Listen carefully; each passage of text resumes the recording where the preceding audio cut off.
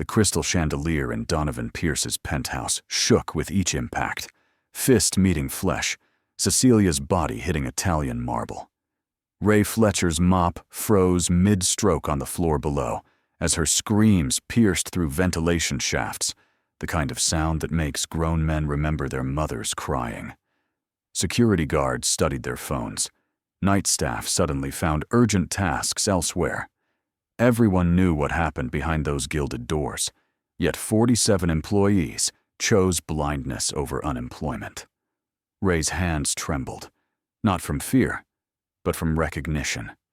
He'd stood frozen like this once before in Kandahar, watching his unit cross a line that couldn't be uncrossed, and the silence had eaten him alive for 8 years. But tonight, thinking of his son, Leo, sleeping at home, waiting for a father who still had nightmares about being a coward, Ray dropped his mop. What happened next would cost him everything: his job, his stability, nearly his son. But some silences are more expensive than any sacrifice. Ray Fletcher pushed his maintenance cart through the 42nd floor of the Pierce Financial Tower, the wheels squeaking in a rhythm that had become his midnight meditation. 3 years he'd been doing this route, emptying trash bins of million-dollar deals, polishing floors that reflected faces of people who never looked down, replacing air fresheners in bathrooms that cost more than his monthly rent. The night shift suited him. Fewer people meant fewer conversations, fewer explanations about why a man with combat medals was pushing a mop, fewer chances for anyone to see his hand shake when car horns sounded too much like incoming fire. The photograph tucked into his wallet showed Leo at last year's science fair, holding a volcano that had taken them 3 weekends to build. The boy's gap-toothed grin was identical to Ray's at that age.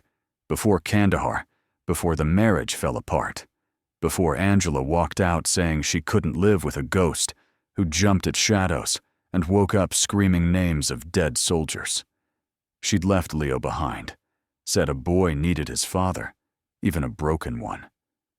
Ray suspected she just couldn't handle being tied to his damage anymore. He couldn't blame her. Some nights, he could barely handle it himself. Tonight felt different from the moment he'd clocked in. The Pierce Financial Tower had an energy to it, like the air before a thunderstorm. The day shift supervisor, Harold Brennan, had pulled him aside during the handoff. "Stay clear of the penthouse tonight," Harold had muttered, not meeting Ray's eyes. "Mr. Pierce is in one of his moods. Just finished firing half the Singapore office via video call. Man's been drinking since noon." Ray had nodded, filing the warning away with all the other unspoken rules of working for the ultra-wealthy. Don't make eye contact. Don't exist too loudly. Don't remind them that you're human. Ray's route usually took him past the executive floors around 2 in the morning, when even the most dedicated workaholics had gone home. But tonight, lights blazed from the penthouse suite. Through the glass walls of the hallway, he could see shadows moving. No, dancing. No, struggling. He'd seen enough violence to recognize its choreography. The way bodies moved when one person had power and the other had fear. His training kicked in before his trauma could. Assess, evaluate, respond. Except he'd been trained to engage threats, not to clean around them. The war hadn't ended for Ray in Afghanistan. It had followed him home in fragments. The smell of diesel fuel that made him see burning Humvees, the sound of helicopters that sent him diving behind parked cars, the taste of dust that brought back the village where everything went wrong. Corporal Martinez had seen the family first, huddled in what intel swore was an insurgent safehouse. Just farmers, Martinez had said. But Lieutenant Morrison had already called in the strike. Ray could have spoken up, could have questioned the order, could have done something other than watch the building collapse into dust and screams. 18 civilians, including 6 children. The official report called it unfortunate but unavoidable. Ray called it murder, but only in his nightmares, only to the ghosts who visited him at 3 in the morning. The janitor's closet on the 42nd floor had become Ray's sanctuary during his breaks. Photos of Leo covered one wall. First day of school, learning to ride a bike, dressed as a soldier for Halloween, before Ray had gently suggested maybe a scientist instead. Next to them hung Ray's discharge papers, honorable despite everything, and a business card for a VA therapist he'd been meaning to call for 2 years. The closet smelled like industrial cleaner and resignation, the scent of a man who'd chosen invisibility over confrontation, who'd learned that keeping your head down meant keeping your son fed. But invisibility had a price Ray hadn't calculated. Every day he stayed silent, every wrong he walked past, every injustice he mopped around. They accumulated like compound interest on a debt to his own conscience. He'd catch Leo looking at him sometimes, the way kids do when they're trying to understand who their parents really are beneath the role of caregiver. "Dad, why don't you ever stand up to the mean kids' parents?" Leo had asked after a school incident where another parent had berated Ray for his second-hand clothes at pickup. Ray had mumbled something about choosing battles wisely, but he'd seen the flicker of disappointment in his son's eyes, the same look he gave himself in the mirror each morning. The scream that changed everything came at 2:17 in the morning. Ray knew the exact time because he'd just checked his phone, looking at the picture Leo had sent earlier, a drawing of them as superheroes, Captain Dad and Lightning Leo, saving the city together. The sound ripped through the ventilation system like a wounded animal, primal and desperate. Ray's body reacted before his mind could process, muscles tensing, adrenaline flooding, hand reaching for a weapon that wasn't there anymore. Then came the crash, expensive crystal meeting, expensive marble, followed by a woman's sob that sounded like surrender. Ray abandoned his cart and moved toward the executive elevator, each step fighting against 8 years of conditioning himself to walk away. The security desk was supposed to be manned, but Jerome was conveniently absent, probably taking one of his extended bathroom breaks that always seemed to coincide with Donovan Pierce's worst moments. The emergency stairwell door stood propped open, a fire code violation that nobody would ever report. Ray climbed, his maintenance uniform making him invisible even to the cameras that tracked every movement in the building. Just another ghost servicing the machine. The penthouse floor reeked of whiskey and violence. Ray had smelled both before, separately and together, in too many places where power went unchecked. Through the frosted glass doors of Pierce's private suite, he could see shapes. Donovan Pierce, 6'3" of entitled rage, standing over his wife Cecilia, who was trying to protect her pregnant belly while crawling toward the door. Her designer dress was torn, her face already swelling. Blood trickling from a cut above her eye. Pierce grabbed her by the hair, yanking her back. "You embarrass me in front of the board again, and I'll make sure you disappear. You think anyone would miss you? You're nothing without my name." Ray's hand was on the door handle before the flashback hit. Kandahar, Lieutenant Morrison standing over a local elder who'd questioned the unit's right to search his home. The same posture, the same certainty that power meant permission. Ray had stood in a doorway then too, weapon in hand, authority to intervene, and had chosen the safer path of following orders, of not making waves. Martinez had looked at him, waiting for someone senior to speak up. Ray had turned away. 3 hours later, the elder's son had detonated an IED that killed Martinez and 2 others. Cause and effect, action and inaction. All of it written in blood. But this wasn't Kandahar, and Ray wasn't a soldier anymore. He was a janitor, a nobody, a single father who needed this job to keep Leo in school and insulin in the refrigerator for his diabetes. Donovan Pierce could end him with a phone call, could have him blacklisted from every building in the city, could probably even manufacture charges that would cost him custody. The smart move was to walk away, to clean up the blood later, to go home to Leo and pretend that standing up to billionaires was someone else's job. The elevator dinged softly behind him, Jerome returning to his post, no doubt. In seconds, there would be a witness to Ray's presence here, someone who would report him for being outside his assigned area. The second scream decided it. Cecilia's voice, but different. Not pain, but terror. The kind that came when you realized no one was coming to help. Ray pushed through the door, his body moving with the muscle memory of a dozen breaches in hostile territory. "Mr. Pierce, step away from your wife."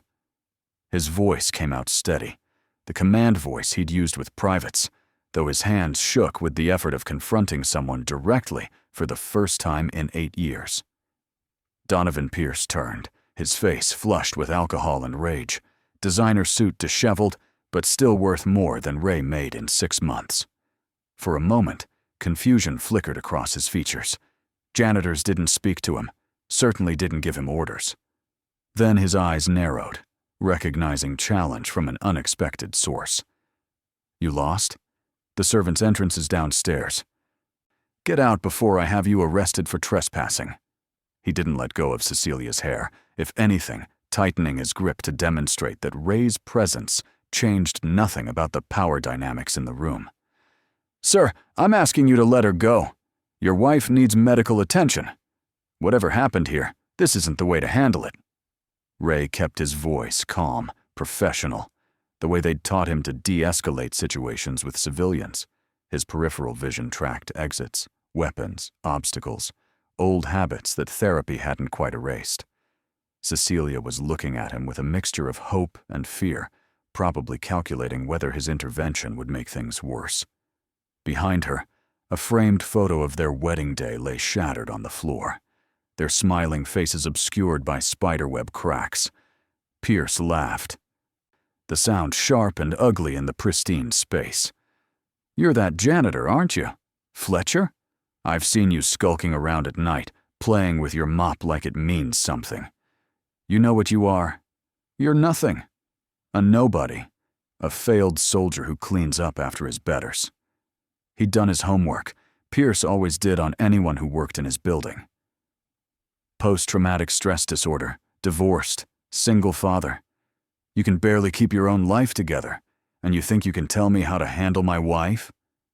The words hit like precisely targeted rounds, each one finding a vulnerability Ray thought he'd hidden. But Pierce had made a tactical error. He'd revealed that he knew about Leo, and that knowledge in the hands of a man who was currently beating his pregnant wife was a threat Ray couldn't ignore. "You're right, Mr. Pierce. I am nobody. But I'm nobody who's calling 911 if you don't step away from Mrs. Pierce right now." Ray pulled out his phone, fingers steady despite the storm in his chest.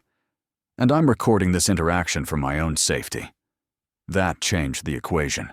Pierce released Cecilia's hair, and she scrambled away, one hand pressed to her stomach, the other reaching for the couch to pull herself up. But Pierce's face had gone from red to white, the dangerous calm of a predator recalculating its approach. "You just ended your life as you know it, Fletcher. I own judges in this city. I play golf with the police commissioner. One call from me, and Child Protective Services will be very interested in whether a mentally unstable veteran should have custody of a minor." Ray felt his knees want to buckle, but he held firm. This was the same fear that had kept him silent in Kandahar, the threat of consequences that seemed worse than the guilt of inaction. But Leo's drawing was in his pocket. Captain Dad and Lightning Leo, and he couldn't go home to that boy having walked away again. "Make your calls, Mr. Pierce, but right now, Mrs. Pierce needs an ambulance, and you need to step back." The standoff lasted 30 seconds. That felt like 30 minutes. Ray could hear footsteps in the hallway, security finally arriving, drawn by the disturbance or summoned by some silent alarm. In moments, he'd be outnumbered, outmaneuvered, reduced to a disgruntled employee causing a disturbance. But Cecilia spoke first, her voice steadier than Ray expected. "I want to go to the hospital. I need to make sure the baby is okay." It wasn't an accusation, but it was a witness statement, and everyone in the room knew it. Pierce's mask of control finally cracked completely. "Fine, take her. But you," he pointed at Ray, "you're done. Clear out your locker and get out of my building. If I see you here again, you'll be arrested." He straightened his tie, transformation back into the composed billionaire almost instantaneous. "Jerome, escort Mr. Fletcher off the premises. Make sure he understands he's permanently banned." Jerome appeared in the doorway, his security uniform immaculate, his expression carefully neutral. Ray knew him.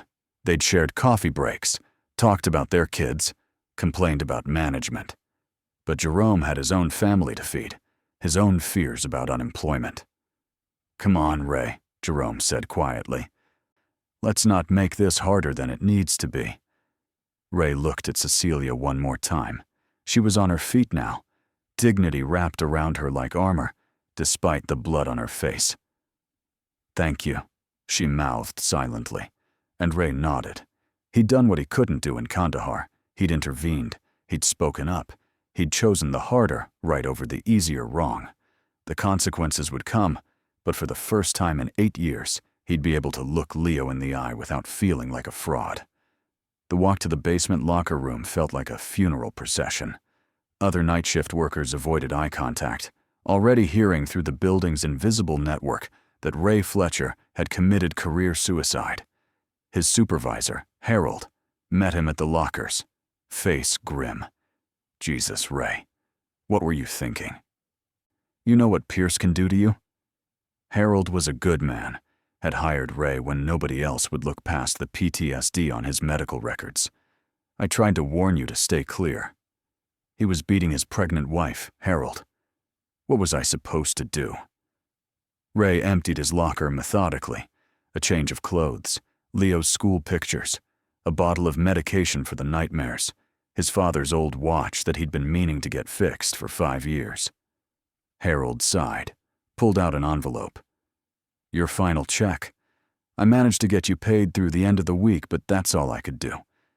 And Ray, Pierce wasn't kidding about the blacklist. Every management company in the city is going to get a call about you. You might want to start looking outside New York.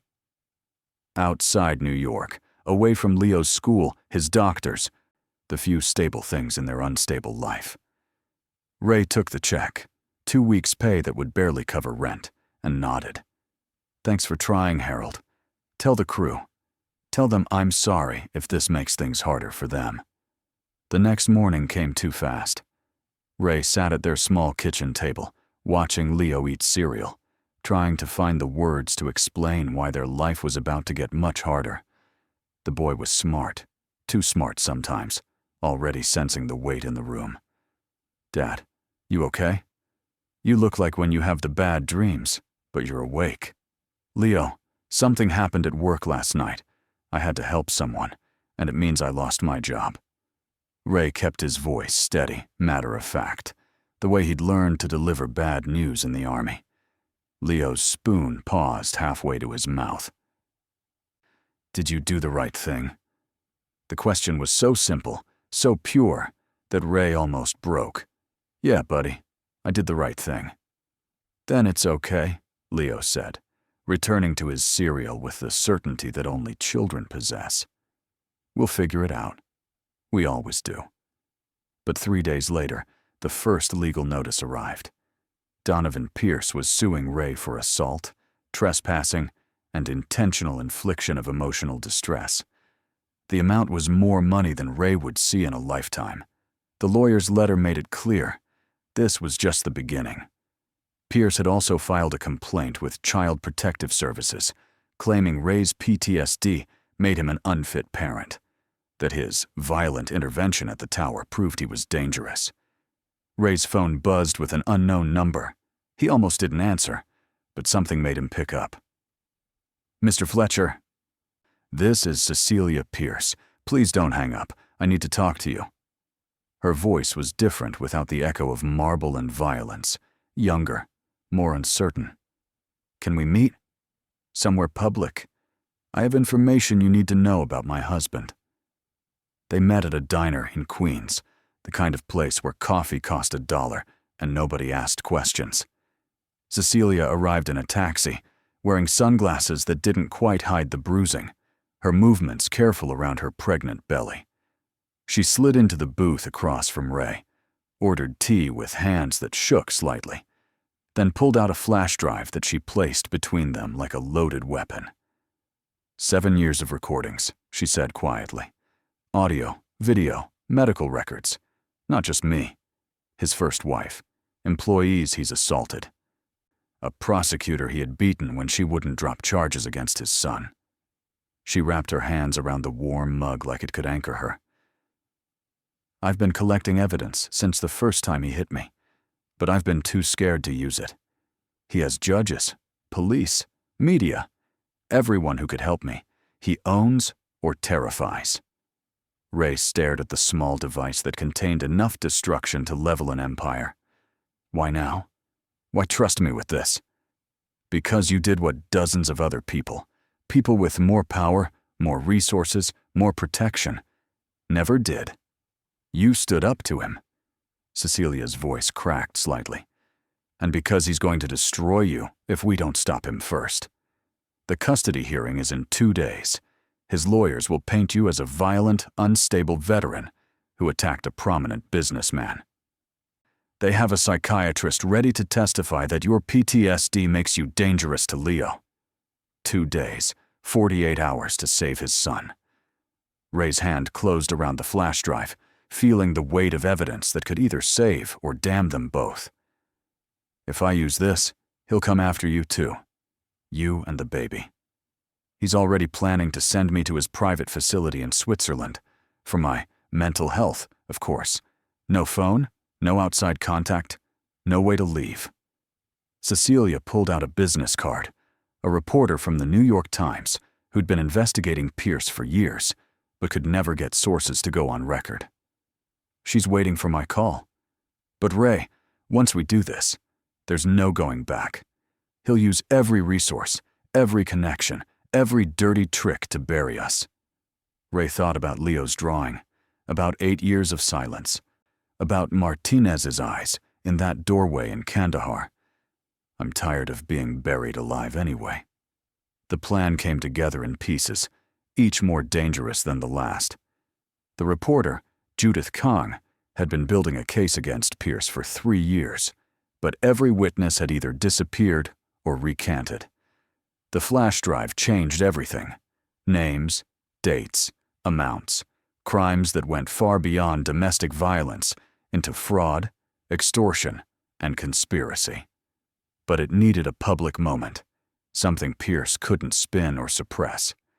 The custody hearing was the perfect stage. Pierce would be there with his legal team, ready to perform the role of concerned citizen, protecting a child from an unstable father. Media would be present. Pierce had made sure of that, wanting Ray's humiliation to be public. But that sword cut both ways. The morning of the hearing, Ray stood in front of the bathroom mirror, trying to knot his one good tie while his hands shook. Leo sat on the closed toilet, swinging his legs, watching his father with those eyes that missed nothing. Dad, are they going to take me away? Not if I can help it, buddy. Ray knelt down, meeting his son's eyes. Leo, whatever happens today, I need you to know that standing up for Mrs. Pierce was the right thing to do. Sometimes doing the right thing costs us everything, but that doesn't make it wrong. Like Captain America, Leo said solemnly. He always does the right thing even when it's hard. Yeah, like Captain America. But remember, even heroes need backup sometimes. The courthouse steps swarmed with reporters, just as Pierce had orchestrated. He stood at the top like a king holding court, his legal team arrayed around him. His statement prepared about the dangerous veteran who'd attacked him in his own home. Ray climbed those steps, feeling every camera tracking him, every microphone extending toward him like an accusation. But Judith Kang was there too, her photographer ready, her questions prepared. The hearing room was smaller than Ray had expected, more intimate, which made Pierce's presence even more overwhelming. The billionaire sat with 3 lawyers, their table covered with documents that painted Ray as everything from mentally incompetent to violently dangerous. Ray sat alone except for the public defender who'd met him 5 minutes before, already apologizing for how this would probably go. But as the judge entered, so did Cecilia Pierce, She walked carefully, visibly pregnant, visibly injured, and very visibly determined. The room erupted in whispers until the judge demanded order. Cecilia took a seat in the public gallery, her presence a silent scream that everyone tried to ignore. Pierce's jaw clenched, his hands forming fists on the table. He whispered furiously to his lawyers, but there was no legal way to remove his wife from a public hearing. The prosecution went first, painting Ray as a disturbed veteran who'd violently confronted a businessman in his own home, who suffered from PTSD that made him prone to violence, who couldn't provide a stable environment for a child. They had documents, psychiatric evaluations from doctors who'd never met Ray, testimony from witnesses who hadn't been there. It was a masterclass in legal destruction. When Ray's turn came to speak, he stood slowly, his body remembering military bearing even after all these years. Your Honor, everything they're saying about me might be true. I do have PTSD. I am struggling financially. I did confront Mr. Pierce in his home. He pulled out his phone, fingers steady now. But I'd like to submit this video as evidence of why. The prosecution objected, but Ray had already connected his phone to the courtroom's display system, a trick Leo had taught him for school presentations. The video filled the screen. Pierce beating Cecilia, her desperate crawls toward the door, his threats, and Ray's intervention. The courtroom fell silent except for Cecilia's recorded sobs and Pierce's recorded threats. Your Honor, Ray continued, his voice stronger now.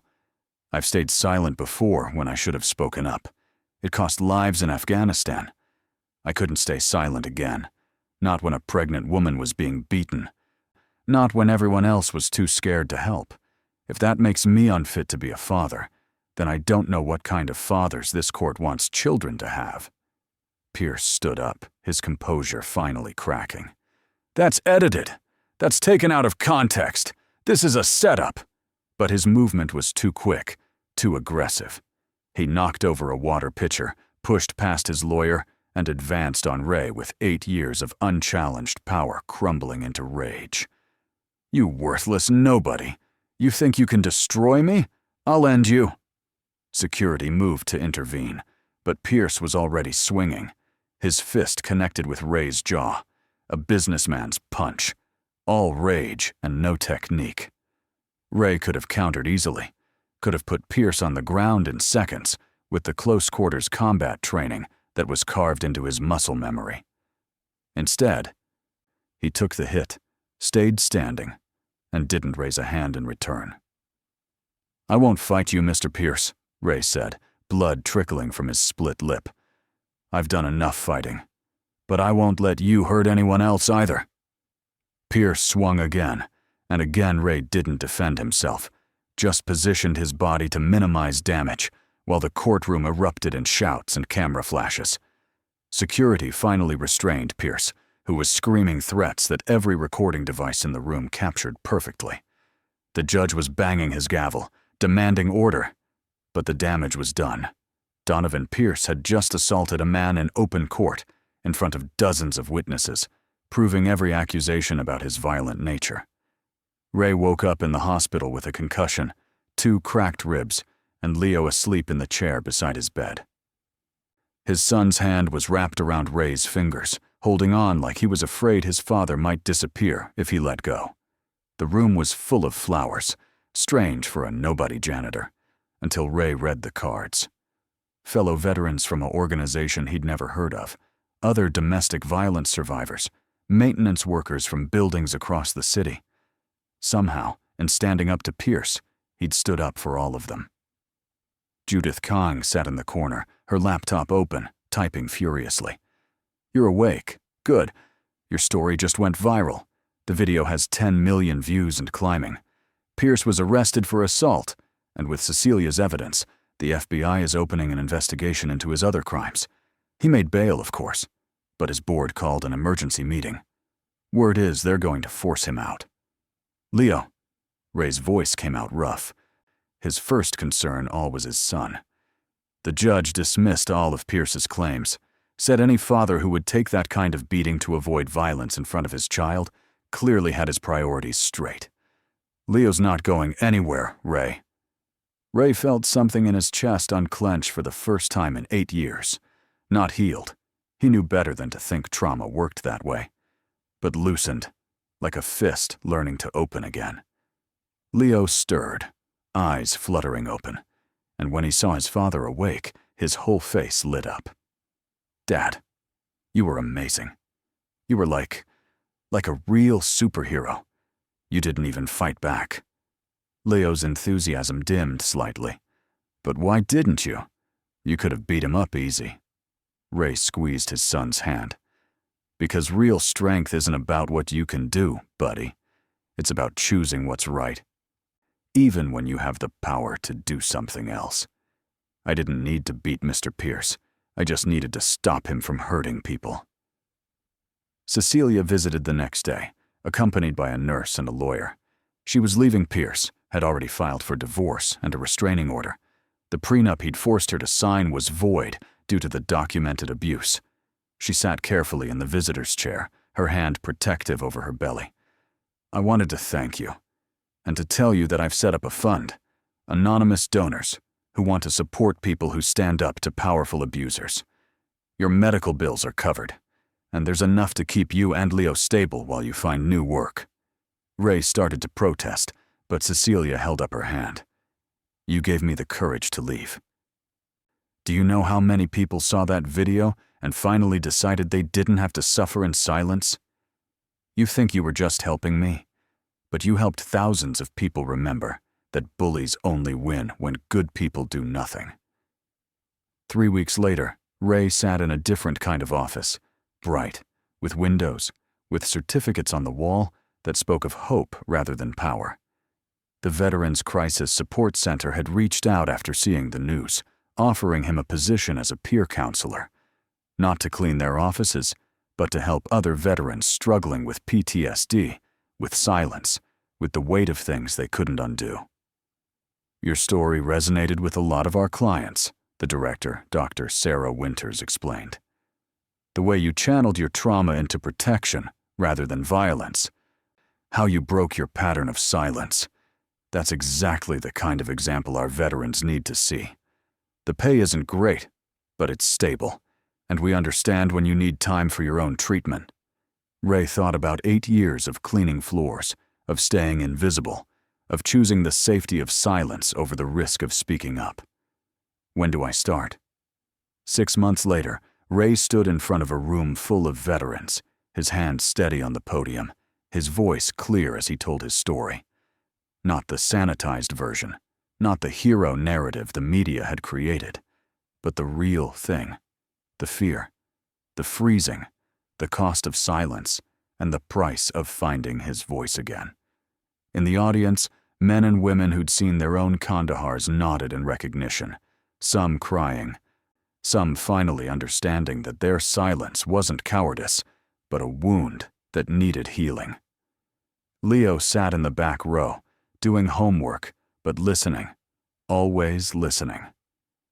At 9 now, he understood more than Ray sometimes wished he did, about trauma, about courage, about the complicated math of doing the right thing. But he also understood that his father had chosen to change, had chosen to stand up, had chosen to transform his wound into a way to help others heal. The thing about silence, Ray told the group, is that it feels safe. After trauma, especially after we've failed to act when we should have, silence feels like armor. But it's not armor. It's a prison. And the only way out is to speak, even when your voice shakes, even when the consequences seem catastrophic, even when everyone else stays quiet. After the session, a young veteran approached him, barely 25, with a 1,000-yard stare Ray recognized from his own mirror. Sir, there's something I saw in Mosul, something I didn't report. It's eating me alive. The kid's hands shook like Ray's used to, like they still did sometimes on the bad days. Tell me, Ray said simply, and listened as another soldier found his voice, broke his silence, began the long journey from frozen to free. The news about Donovan Pierce came in waves, FBI indictments on financial crimes, testimonies from dozens of victims who finally felt safe to speak, a trial that would likely end with significant prison time. His empire crumbled piece by piece, each revelation bringing forward more people he'd hurt, threatened, or silenced. But Ray found he didn't care about Pierce's downfall. That was justice working its slow machinery. What mattered were the messages he received weekly from people who'd seen the video, read the story, and found their own courage to stand up to their bullies, their abusers, their moments of moral testing. Cecilia had her baby, a daughter she named Hope, a little on the nose but perfectly appropriate. She sent Ray a photo and a note, teaching her from day one that silence in the face of wrong is not an option. Thank you for showing us the way. She'd become an advocate herself, using her divorce settlement to fund shelters and legal services for abuse victims. The woman who'd once cowered in designer clothes now stood tall in courtrooms, helping others escape what she'd survived. Ray's apartment hadn't changed much, still small, still cramped, still decorated with Leo's drawings and discount store furniture. But something fundamental had shifted in how the space felt. It no longer felt like a hiding place, but a launching pad, a base of operations for their new mission of healing and helping. The nightmares still came, would probably always come, but now they shared space with a different kind of dream, one where Ray used his voice, where he stood up, where he showed Leo through action what courage really looked like. The walk to Leo's school had become their morning ritual, a time to talk about everything and nothing. This morning, Leo was animated about a science project on chemical reactions, but paused mid-explanation to look up at his father. "Dad, do you ever regret it? Standing up to Mr. Pierce? Things got really hard for a while." Ray thought about the question. About the hospital bills and legal threats.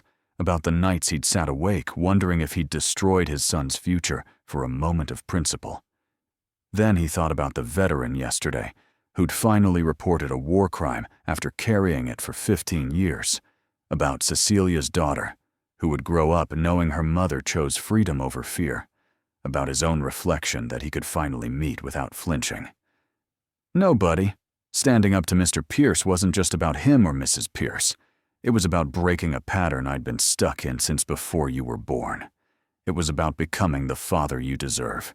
Someone who does the right thing, even when it costs everything."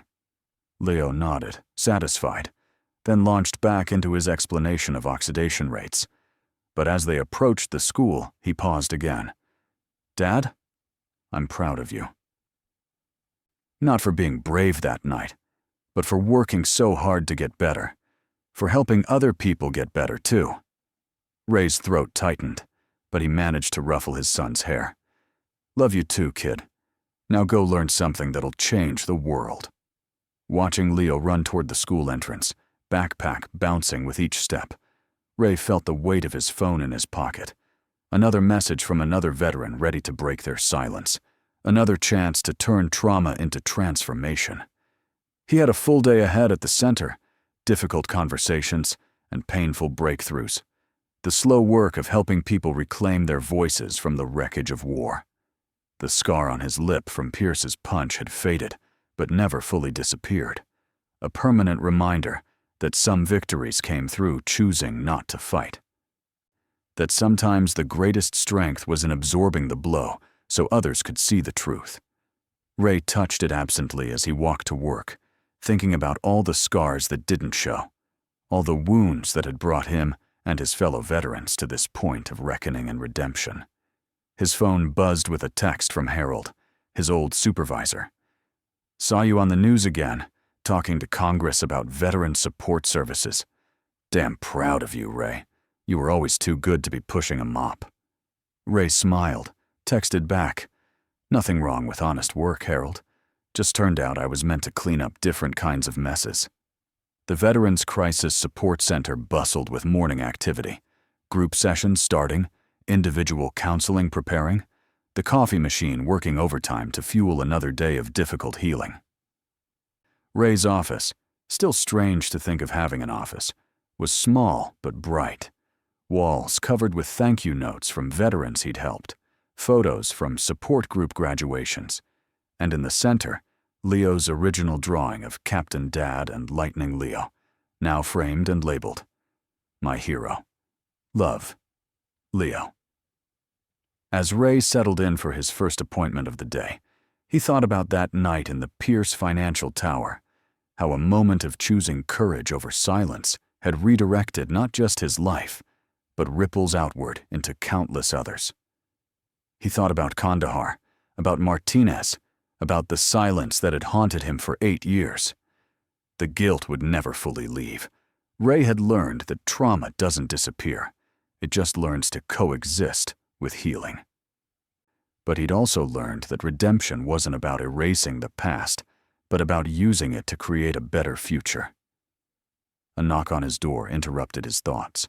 His first appointment, a Marine who'd witnessed a sexual assault on base and been too frightened to report it, now carrying that silence like shrapnel in her soul. Ray stood, opened the door, and offered the same thing someone should have offered him years ago, a chance to speak, to be heard, to transform silence into strength. "Come in," Ray said, his voice steady and warm. "Tell me your story. Take all the time you need. I know how heavy silence can be, and I know how hard it is to break it. But I also know that speaking your truth, even when it costs everything, is the first step toward freedom." As the Marine began to speak, her voice shaking but determined.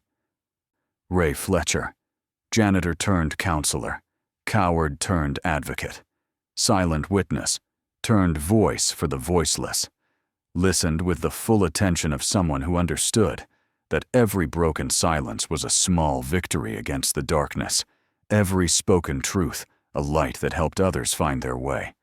He'd lost a job but found a mission. He'd risked his son's stability but taught him integrity. He'd absorbed violence without returning it, and shown that real strength sometimes looked like refusing to fight. The crystal chandelier in Donovan Pierce's penthouse might have shaken that night with violence and rage. But here, in this small office, with each veteran who found their voice, with each story that moved from shadow into light, something else shook loose. The chains of silence that had bound so many for so long, breaking link by link, story by story, courage by courage, until even the most powerful abusers learned that good people, everyday people, nobody people, would no longer look away. Outside, New York City hummed with its usual chaos, but inside the Veterans Crisis Support Center, Ray Fletcher continued his new mission. Not cleaning floors, but cleaning consciences. Not maintaining buildings, but rebuilding lives. Not staying silent, but teaching others to speak. And somewhere in a classroom across the city, Leo Fletcher was giving a presentation about everyday heroes, starting with the night his father chose to stand up, speak out, and change everything by refusing to be silent anymore. The war hadn't ended for Ray Fletcher. It never really does for those who've seen humanity at its worst. But he'd learned that the battlefield could shift, that the enemy could change from external threats to internal demons, from foreign combatants to domestic abusers, from the violence of war to the violence of silence. And on this battlefield, with every veteran he helped find their voice, with every survivor he supported in speaking truth, Ray Fletcher was finally winning the war that mattered most, the one for his own soul and for the souls of those still trapped in the prison of their own silence.